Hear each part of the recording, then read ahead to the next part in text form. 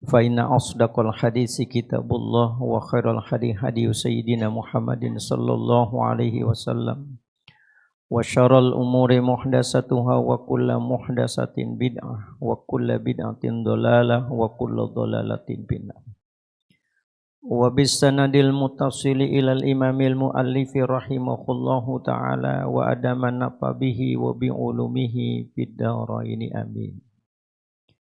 Hadirin ma'asirul muslimin wal muslimat jamaah salat zuhur Masjid Al-Badar yang mudah-mudahan kita di siang hari ini selalu diberikan kesehatan, keafiatan, keselamatan dan keberkahan. Dan mudah-mudahan hidup kita selalu berada dalam ridho dan kasih sayang Allah Subhanahu wa taala. Amin ya rabbal alamin. Kita lanjutkan kajian kitab Nasaihul Ibad Syekh Nawawi Al-Bantani. Bismillahirrahmanirrahim. Qala al-musannifu wal maqalatu salisatu an Abi Bakrin As-Siddiq radhiyallahu anhu man dakhala al-qabra bila zadin ay minal amali salihi faka'annama raqibal bahra bila safina yaghraku gharqan la khalasa lahu illa biman yunkizahu kama qala an-nabiy sallallahu alaihi wasallam al mayyitu fi qabrihi illa kal gharikil mughawwis ay talab li anna yughas. Wal maqalatu salisa, dan maqalah yang ketiga. Kita sudah sampai pada maqalah yang ketiga. Maqalah yang kedua kita sudah bahas tentang siapa yang jauh dari ulama. Ya. Sayati zamanun ala ummati yafirruna minal ulama'i wal fuqaha gitu. Jadi pada maqalah yang kedua kemarin kita menyinggung tentang orang-orang yang lari daripada ulama, meninggalkan ahli-ahli fikih, maka Allah akan menimpakan mereka itu dengan dicabutnya keberkahan ya, dari hartanya, dari usahanya. Yang kedua akan ditempatkan kepada mereka itu pemimpin-pemimpin yang zalim. Dan yang ketiga, yakhrujuna minad dunya bighairi iman. Keluar dari alam dunia dengan tanpa iman. Itu tiga musibah yang didatangkan Allah ketika kita sudah meninggalkan ulama dan meninggalkan ahli fikih. Nah, maqalah yang ketiga ini an Abi Bakrin As-Siddiq, dari Abu Bakar As-Siddiq, seorang sahabat Rasulullah sallallahu alaihi wasallam yang Rasulullah sallallahu alaihi wasallam menggambarkan kalau seandainya ada khalilullah gitu ya. Ada khalil antara manusia dengan manusia. Maka Abu Bakar itu layak untuk mendapatkan posisi khalil di samping Rasulullah sallallahu alaihi wasallam. Karena yang mendapatkan maqam khalil itu ada dua. Wattakhadallahu Ibrahim khalila. Pertama, Nabi Ibrahim alaihissalam ditempatkan oleh Allah sebagai khalilullah. Yang kedua adalah Rasulullah sallallahu alaihi wasallam. Jadi kalau seandainya ada yang layak sebagai sahabat yang paling dekat, maka Abu Bakar itu layak untuk mendapatkan predikat sebagai khalilnya Nabi sallallahu alaihi wasallam. Nah, Abu Bakar ini sosok sahabat yang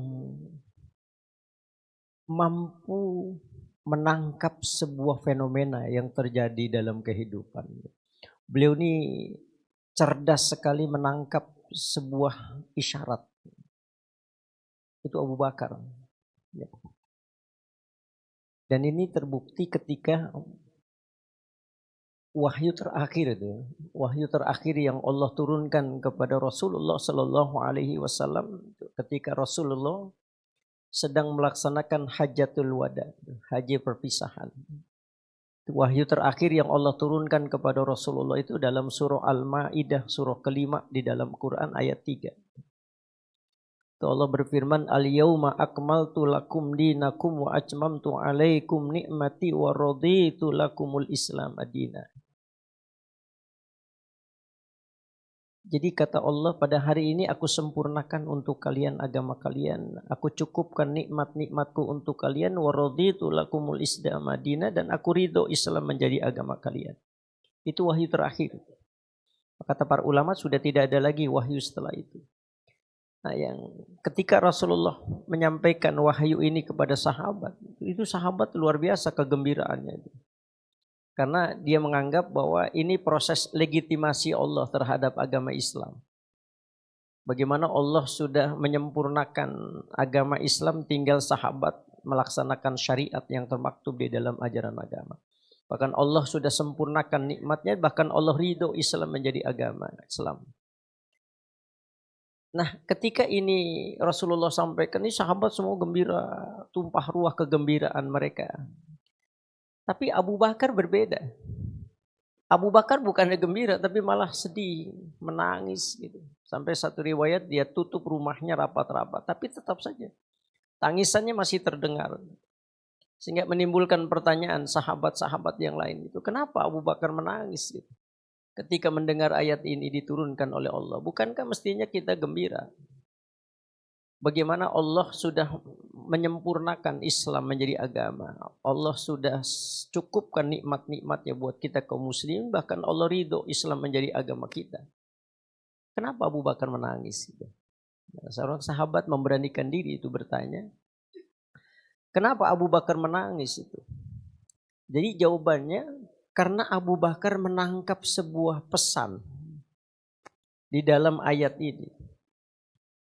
Pesannya apa? Pesannya loh, kalau seandainya Allah sudah menyempurnakan agama Islam, Allah sudah cukupkan nikmatnya, bahkan Allah ridho Islam menjadi agama kaum muslimin. Berarti kan misi kenabian dan kerasulan ini sudah berakhir. Itu yang ditangkap Abu Bakar. Dan kalau misi kenabian dan kerasulan akan berakhir, maka berakhir pula kehidupan Rasulullah di pentas dunia. Itu yang ditangkap Abu Bakar. Jadi Abu Bakar menangkap sebuah sinyal kalau agama sudah disempurnakan oleh Allah, berarti sudah selesailah misi kenabian dan kerasulan Rasulullah Sallallahu Alaihi Wasallam. Dan kalau sudah selesai, berarti Rasulullah akan meninggalkan dunia ini. Itu yang ditangkap Abu Bakar. Makanya Abu Bakar menangis. Aku belum siap, kata Abu Bakar, ditinggalkan Rasulullah. Aku masih ingin kebersamaanku dengan Rasulullah Sallallahu Alaihi Wasallam. Sampai akhirnya sahabat juga banyak yang nangis ketika mendengar jawaban Abu Bakar. Sampai kemudian sampailah ke telinga Rasulullah Sallallahu Alaihi Wasallam, dan Rasul membenarkan apa yang menjadi firasat Abu Bakar As-Siddiq radhiyallahu an, itu Rasul membenarkan. Makanya tidak lama kemudian Rasulullah Sallallahu Alaihi Wasallam wafat. Nah, ini Abu Bakar. Begitu cerdasnya dia menangkap pesan-pesan yang terjadi dalam kehidupan. Radhiyallahu an, semoga Allah meridhoinya Abu Bakar. Man dakhalal qabra bila zadin, siapa orang yang memasuki alam kubur bila zadin, tanpa adanya bekal. Apa yang dimaksud bekal di sini? Ai minal amali saleh. Maksudnya bekal amal saleh. Faka'anna maraqibal bahra bila sapina, maka seolah-olah dia mengarungi lautan tanpa perahu. Nah, begitu kata Abu Bakar. Jadi siapa orang yang memasuk kubur tanpa adanya bekal, persis seperti dia mengarungi lautan tanpa perahu. Kira-kira nyampe enggak? Enggak akan sampai. Begitu digambarkan. Nah, ini penting. Amal saleh itu penting. Makanya kata Nabi, tatba'ul mayyit salas. Ketika seseorang itu meninggal dunia, itu ada yang mengikuti. 2 akan kembali pulang, 1 yang akan terus melanjutkan. Jadi 3 hal yang akan menghantarkan si mayit itu. 2 kata Nabi dia akan kembali pulang. Wa yabqa wahid, yang akan terus adalah 1. Mana yang 2 itu akan pulang? Ahlinya dan hartanya. Ketika kita dimakamkan itu kan, istri kita, anak kita, nggak bisa dia menghantarkan terus kita. Selesai kita dikuburkan, mereka akan pulang meninggalkan kita semua. Sehari, 2 hari, 3 hari dia masih mengenang kepergian kita. Tapi sebulan, 2 bulan, setahun, bisa jadi istri kita akan kawin lagi. Nggak bisa. Harta kita juga begitu. Nggak ada yang akan kita ngikutin kita. Bahkan cuma 3 helai kain kafan bagi laki-laki, 5 helai kain kafan bagi perempuan. Selebihnya nggak ada yang mengikutin kita. Mobil tadinya mengiringi kita sampai ke pemakaman akan kembali pulang. Yang terus adalah apa kata Nabi? Amal soleh. Amal soleh lah yang terus akan menghantarkan kita perjalanan menuju Allah Subhanahu wa taala. Makanya pentingnya di sini bekal. Saya baca ini di dalam kitab Tanbihul Ghafilin Syekh Abu Lais As-Samarkandi. Dikatakan man arada ayyan jua min azabil qabr. Siapa orang yang ingin selamat dari azab kubur. Ayyulazima bi arba'ati asya', maka hendaknya dia melazimkan 4 perkara. Jadi 4 perkara ini yang akan menyelamatkan kita nanti di yaumul qiyamah, di alam kubur. Makanya Sayyidina Utsman bin Affan itu kalau dia lewat di pemakaman, Sayyidina Utsman nangis itu. Menangis begitu luar biasa tangisannya. Sehingga sahabat bertanya, Utsman, kenapa Anda itu menangis begitu luar biasa ketika berada di pemakaman? Tapi ketika cerita tentang surga dan neraka, Anda biasa saja tangisannya. Bagaimana kata Sayyidina Utsman, bagaimana aku tidak menangis? Alam kubur itu terminal awal perjalanan kita di akhirat. Loh kalau seandainya di alam kubur saja kita udah nggak selamat, maka perjalanan demi perjalanan kita menuju Allah pun tidak akan selamat. Di alam barzah kita tidak akan, alam akhir tidak akan selamat. Di padang mahsyar kita tidak akan selamat. Di yaumul hisab kita enggak akan selamat. Yaumul mizan kita enggak akan selamat. Yaumul sirat kita enggak akan selamat. Tapi kalau kita selamat di alam kubur, maka perjalanan berikutnya pun kita akan merasakan keselamatan. Makanya Sayyidina Utsman takut kalau seandainya nanti di alam kubur dia banyak persoalan-persoalannya yang akhirnya menyebabkan dia tidak selamat dalam alam kubur itu. Nah, hadirin sekalian, jadi man aroda ayyan jua min azabil qabri, siapa orang yang ingin selamat dari azab kubur, ayyulazima bi arba'ati asya', maka hendaklah dia melazimkan 4 perkara itu. Apa yang pertama? Bimuhafazati sholawat. Hendaklah memelihara waktu-waktu sholat. Makanya ketika Rasulullah ditanya, ma khairul a'mal ya Rasulullah? Amal apa yang paling baik ya Rasulullah? Rasul menjawab, as-sholatu li waqtiha. Sholat tepat pada waktunya. Makanya orang kalau menanamkan satu prinsip di mana ketika dia mendengar panggilan azan, maka seolah-olah dia yang butuh Allah, bukan Allah yang butuh dia. Orang kalau menganggap bahwa dia yang butuh Allah, dia akan segerakan ketika mendengar panggilan azan itu. Tapi kalau dia menyadari bahwa Allah yang butuh dia biasa-biasa aja. Kalau saya butuh Ustadz Arif, maka kemana dia pasti saya akan cari. Makanya orang kalau dia menjadikan sholat sebagai kebutuhan, sebagai kenikmatan, ketika mendengar azan dia akan segerakan itu. Jadi bimuhafazati sholawat. Hendaklah dia sempurnakan itu waktu-waktu sholat. Yang kedua apa? Yang kedua, wa biqiraatil Quran. Selalu membaca Al-Quran. Makanya kata Nabi, nawwiru buyutakum bitilawatil Quran. Sinarilah cahaya rumahmu dengan baca Quran. Itu di daerah Banten itu. Ada seorang pengurus masjid meninggal. 26 tahun beliau dimakamkan. Pada saat digali makamnya itu masih utuh. Jangankan jasadnya, kain kafannya masih utuh. Apa yang menarik itu? Yang menarik buat saya adalah ketika ditanya ahli warisnya, apa kebiasaan almarhum sampai Allah muliakan dia punya jasad. Jadi bukan hanya ruh yang dimuliakan oleh Allah, tetapi jasadnya dimuliakan oleh Allah. Sampai bumi malu untuk menghancurkan jasadnya itu. Di antara amalan-amalan almarhum itu apa? Membaca Al-Quranul Karim. Ini luar biasa itu, ajib sekali. Ada juga itu pengarang kitab Dalailul Khairat itu puluhan tahun malah. Itu katanya ketika diangkat jenazahnya itu masih utuh. Bagaimana Allah memberikan kemuliaan bagi jasad yang di dunia selalu menjadikan Quran sebagai ashabu, sebagai teman. Yang ketiga, wa kasratu tasbih. Membiasakan baca tasbih. Subhanallah walhamdulillah wa la ilaha illallah wallahu akbar. Saya baca lagi di dalam kitab Mukashafatul Qulub Abu Hamid Muhammad bin Muhammad Al-Ghazali.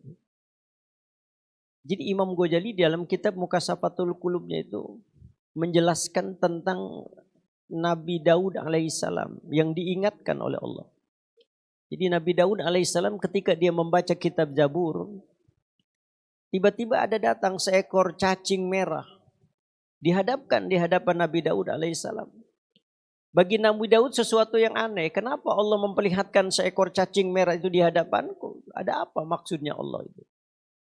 Ternyata cacing merah ini diberikan ilham oleh Allah sehingga bisa berbicara dengan Nabi Daud alaihissalam. Dan Nabi Daud juga paham dengan pembicaraan itu. Nabi Daud ini kan ayahnya Nabi Sulaiman alaihissalam yang kita kenal. Salah satu mukjizatnya itu adalah mampu bercakap-cakap dengan makhluk-makhluk yang ada di dunia ini. Termasuk binatang. Nah, Nabi Daud juga diperkenankan oleh Allah bisa bercakap-cakap dengan seekor cacing merah. Nah, si cacing merah ini di hadapan Nabi Daud sampai Nabi Daud kemudian akhirnya tersungkur. Karena diingatkan oleh Allah dengan seekor cacing. Jadi seekor cacing ini mengatakan, ya Nabi Allah, wahai Nabi Allah. Aku itu di siang hari itu membaca tasbih. Jadi binatang itu merepresentasikan rasa syukurnya dia kepada Allah dengan membaca tasbih. Jadi siang hari itu binatang membaca tasbih. Subhanallah walhamdulillah wa la ilaha illallah wallahu akbar. Maka yang kita sering kali remehkan itu binatang. Ternyata binatang lebih hebat daripada kita. Bahkan di malam hari kata cacing itu aku membaca sholawat kepada Nabi Muhammad. Jadi cacing itulah Nabi Muhammad. Jasad belum diciptakan oleh Allah. Tapi nur Muhammad begitu harumnya. Jadi cacing itu kalau malam baca sholawat. Allahumma sholli ala sayyidina Muhammadin nabiyil ummi wa ala alihi wa sahbihi wa baraka wa sallam. Jadi begitu dahsyatnya itu. Maka kita dawamkan tuh kalau bisa tuh baca subhanallah walhamdulillah wa la ilaha illallah wallahu akbar. Bahkan sampai dahsyatnya ini bacaan tasbih, Allah memberikan nilai seperti orang yang melaksanakan haji dan umroh. Maka Nabi pernah ngasih nasihat kepada Aisyah. Ya Aisyah, jangan kau tidur sebelum kau melaksanakan 4 hal. Pertama apa? Pertama, yakinkan sebelum tidurmu itu Allah udah ngampunin dosa-dosamu dan dosa saudara-saudara kaum muslimin. Jadi bagaimana supaya tidur kita ini benar-benar tidur dalam keadaan bertakwa kepada Allah dengan seluruh dosa-dosa diampuni oleh Allah yang berkaitan dengan Allah maupun yang berkaitan dengan sesama manusia. Jadi dikasih tip oleh Rasulullah kalau kita mau tidur baca doa itu. Allahumma gfir li dzunubi wa li walidayya wa li jami'il mu'minina wal mu'minat wal muslimina wal muslimat al ahya'i minhum wal amwat. Jadi kalau seandainya kita tidur dengan memohonkan ampunan, insya Allah tidur kita dalam keadaan takwa. Makanya para ulama mengatakan tazawwad bitaqwa fa innaka la tadri ija halal lailu hal ta'ishu minal fajr wa kam min sahihin mata min ghairi illatin. Berbekalah kalian hidup dengan ketakwaan karena kalian tidak tahu apabila malam datang, yakin enggak kalau besok pagi masih hidup? Enggak ada. Kam min sahihin mata min ghairi illatin, berapa banyak orang-orang yang sehat badannya tiba-tiba meninggal. Ya, berapa banyak orang-orang yang wafat yang tidak didahului dengan sakit atau meninggal. Itu rahasia Allah. Dan berapa banyak orang-orang yang sakitnya bertahun-tahun belum juga dikunjung diwafatkan oleh Allah. Makanya kita mau tidur tuh yakinkan dulu bahwa Allah udah ngampunin dosa. Yang kedua kata Nabi, yakinkan kalau kita akan mendapatkan syafaat nanti di yaumul kiamat. Caranya apa? Baca sholawat. Allahumma salli ala sayyidina Muhammad wa ala ali sayyidina Muhammad. Nah yang ketiga, hatamkan Quran. Kalau mau tidur bisa nggak kita ngatapin Quran? Bisa kata Nabi, baca surah Al-Ikhlas 3 kali. Nilainya kan nilai. Sama kita menghatamkan Quran. Mau tidur tuh jangan lupa qul huwallahu ahad 3 kali. Yang ketiga, yakinkan sebelum tidurmu kau sudah melaksanakan haji dan umrah. Nah gimana bacanya? Subhanallah walhamdulillah wa la ilaha illallah wallahu akbar, tuh nilainya seperti kita melaksanakan ibadah haji dan umrah sebelum tidur. Ya. Jadi wakasratis tasbih, banyak tasbih kita baca itu agar kita diselamatkan oleh Allah pada saat nanti di alam kubur. Yang keempat apa? Wassadaqah. Sedekah. Sedekah. Minimal tabassumuki ila waji akhik. Senyummu kepada saudaramu itu bagian dari sedekah. Kullu ma'ruf sedekah. Tiap kebaikan yang kita cipta, yang kita lakukan itu sedekah. Saya baca itu ya, nilai sedekah itu luar biasa nih. Ya, jadi ketika turun ayat tuh, "Famay ya'mal misqala dzarratin khairan yara." Siapa yang mendatangkan satu kebaikan, maka Allah akan membalas dengan satu kebaikan. Itu ketika ayat ini diturunkan oleh Allah, itu Rasulullah Shallallahu Alaihi Wasallam itu dalam kitab Mawa'izul Usfuriyah karangan Syekh Abu Bakar Al-Usfuri itu Rasulullah protes itu sambil mengatakan, ya Rabb, hadza qalilu min ummati, ini terlalu sedikit bagi umatku kalau satu diganjar dengan satu. Akhirnya Allah turunkan ulaika yu'tuna ajrahum marratain. Kalau begitu satu diganjar dengan dua deh. Rasul mengatakan lagi hadza qalilu min ummati, terlalu sedikit ya Allah kalau seandainya satu cuma diganti dengan dua. Turun lagi, man jaa bil hasanati falahu asyru amsalha. Siapa yang mendatangkan satu kebaikan 10 kali lipat. Falahu asyru amsalha, 10 kali lipat. Apa Rasulullah berhenti sampai situ? La. Rasul mengatakan hadza qalilun min ummati, terlalu sedikit ya Allah. Kalau satu cuma diganjar dengan 10. Turun lagi ayat alladzina yunfiquna amwalahum fi sabilillahi kamasali habbah ambatat sab'a sanabila fi kulli sumbulatin mi'atu habbah wallahu yudha'ifu liman yasha. Perumpamaan orang-orang yang menafkahkan hartanya di jalan Allah itu seperti menanam biji. Ketika kita tanam satu biji menghasilkan apa? 7 tangkai. Fi kulli sumbulatin mi'atu habbah, setiap tangkai itu 100 biji. Berarti ketika kita menanam satu biji akan menghasilkan 700 biji. Iya, betul. Jadi ketika kita menanamkan satu kebaikan, kata Allah, Allah ganjar dengan 700. Itu pun kata Allah, wallahu yudha'ifu liman yasha. Allah masih melipat gandakan lagi. Apa Rasulullah berhenti? Rasulullah mengatakan, fazid ya Rabb, tambahin lagi ya Allah. Sampai Allah kemudian mengatakan, man zalladzi yuqridullaha qardan hasana fayudha'ifahu lahu adhafan katsira. Siapa yang meminjamkan pinjaman yang baik kepada Allah, maka Allah akan menggantinya berlipat-lipat. Makanya nggak ada orang yang dimiskinkan oleh Allah cuma karena sedekah. Makanya amalan yang paling dicintai oleh Allah itu sedekah.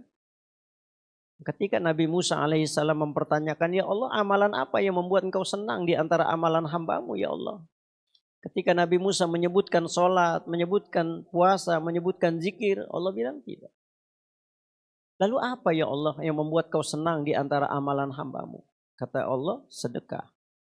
Karena ketika hambaku itu bersedekah, berarti hambaku membahagiakan hambaku yang lain. Maka betapa bahagianya aku ketika ada hambaku yang lain dibahagiakan oleh hambaku yang lain. Makanya di dalam kitab Nasaihud Diniyah wal Wasoyal wa Imaniyah, ternyata sedekah ini menjadi pintu kewalian. Pintu kewalian, Pak. Jadi Bapak kalau ngelihat wali Allah itu enggak mesti dilihat dari tahajudnya tiap malam, jidatnya hitam, enggak. Pintu kewalian itu macam-macam jalannya. Makanya kata Nabi, inna abdala ummati la yadkhulunal jannah bi kasrati shalah wal siyam. Sesungguhnya wali-wali di antara umatku itu, mereka diberikan kemuliaan oleh Allah dengan surga bukan karena banyaknya sholat.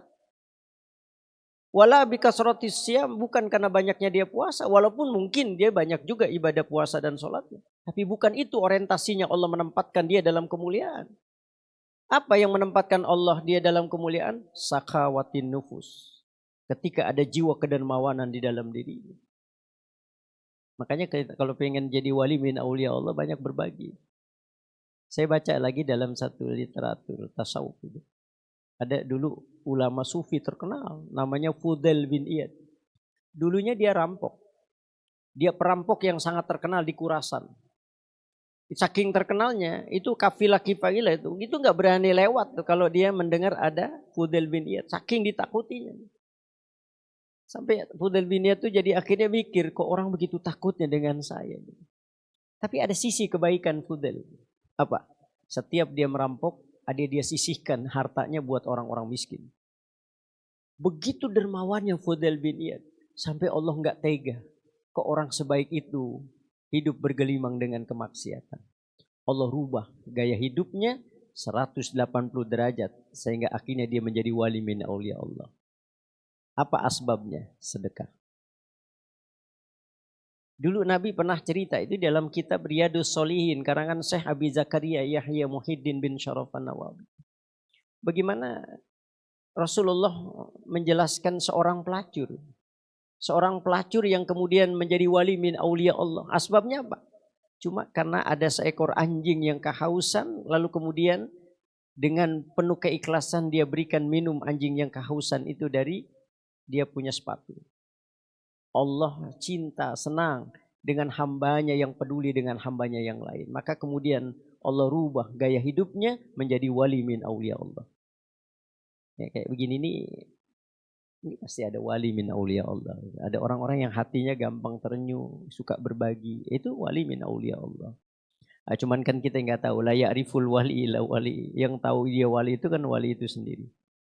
Iya kan? Gitu. Jadi kalau Bapak ke Mekah. Di Mekah itu ada Mina. Ada Masjid Khaif. Nah, kalau Bapak menyempatkan itu di situ tempat wali min aulia Allah. Biasanya di pojok-pojok gitu. Syekh Suhrawardi itu ada saya baca dalam kitab Nasaihul Ibad. Ini pernah kita bahas waktu beberapa yang lalu. Suhrawardi itu kalau berada di Masjid Khaif itu dia keliling tuh. Dia keliling hanya untuk apa? Cari wali min aulia Allah. Cirinya gimana? Cirinya wali min aulia Allah itu kalau kita mandang wajahnya, dia bisa menggembirakan hati kita. Nah itu yang kata Nabi, khiyaru ummati man zakarakum billahi ru'yatuhu. Jadi kalau kita mandang wajahnya, udah ngingetin kita kepada Allah. Dan dampaknya, bahagianya kita itu ketika dia memandang. Itu ciri, Pak. Jadi kalau kita ada orang yang memandang kita, itu kita bahagia betul. Bahagia gitu dengan asbabnya dia memandang, belum yang lain itu wali min aulia Allah. Ya, kayak gitu. Nah, jadi man arada ayyan jua min azabil qabr ayyulazima bi arba'ati. Kalau kita ingin selamat dari azab kubur, Maka hendaklah kita pertama betul-betul memelihara waktu-waktu sholat. Yang kedua, kita banyak baca Quran. Yang ketiga, kita banyak bertasbih. Yang keempat, kita banyak sedekah. Jadi man dakhalal qabra bila zadin faka'annama raqibal bahra bila safina. Jadi siapa orang yang memasuki kubur tanpa ada bekal, seperti dia mengarungi lautan tanpa perahu. Fayaghraku gharaqan, maka dia akan tenggelam dengan ketenggelaman yang luar biasa. La khalasalahu, tidak ada yang akan menyelamatkan baginya illa biman yunkidahu, kecuali memang ada orang yang mau menyelamatkan dia. Tidak bisa. Ya. Makanya Nabi mengatakan mal mayyit fi qabrihi. Mayit itu dalam kuburan itu. Kal gharik al mughawis, seperti orang yang tenggelam. Orang yang tenggelam itu butuh bantuan. Makanya orang-orang yang juhud itu, mereka ini udah nggak butuh apa-apa kecuali tali. Tali itu apa?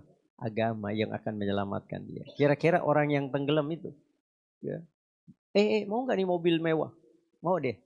Ya, ini rumah mewah enggak? Yang dia inginkan apa? Tali yang akan menyelamatkan dia dari ketenggelaman itu. Itulah gambaran orang-orang yang juhud. Dia hanya butuh agama yang bisa menyelamatkan dia dari dunia yang fana ini. Ya. Maka mudah-mudahan kita diberikan oleh Allah taufik dan hidayah agar kita hadir di majelis yang mulia ini, kita jadikan sebagai bekal. Sebab kata Imam Ghazali di dalam kitab Bidayatul Hidayah, enggak semua orang ngaji itu niatnya benar-benar ngaji. Ada 3 kriteria orang yang ngaji itu. Pertama kata Imam Ghazali, ada rajulun talabal ilma liyattakhizahu zadahu ilal ma'ad wa lam yaqsid bihi illa wajh Allah.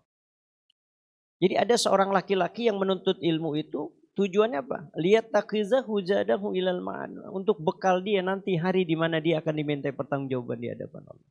Wa lam yaqsid bihi illa wajh Allah. Enggak ada tujuan lain dia nuntut ilmu kecuali cari ridha Allah.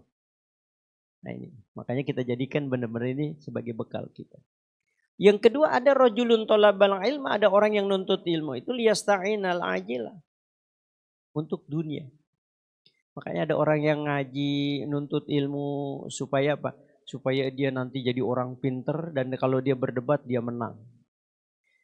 Dia nuntut ilmu supaya dia dapat ilmu, nanti dia jadi orang yang hebat, sekali ceramah sekian dibayar. Ada nggak tuh?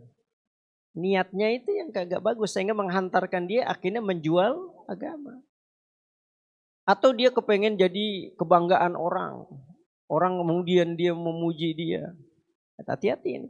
Makanya disebutkan kata Imam Ghazali, orang yang seperti ini, orang yang mengkhawatirkan kalau seandainya dia tidak cepat merubah niatnya dia karena Allah, dia khawatirkan dia meninggal dalam keadaan su'ul khotimah.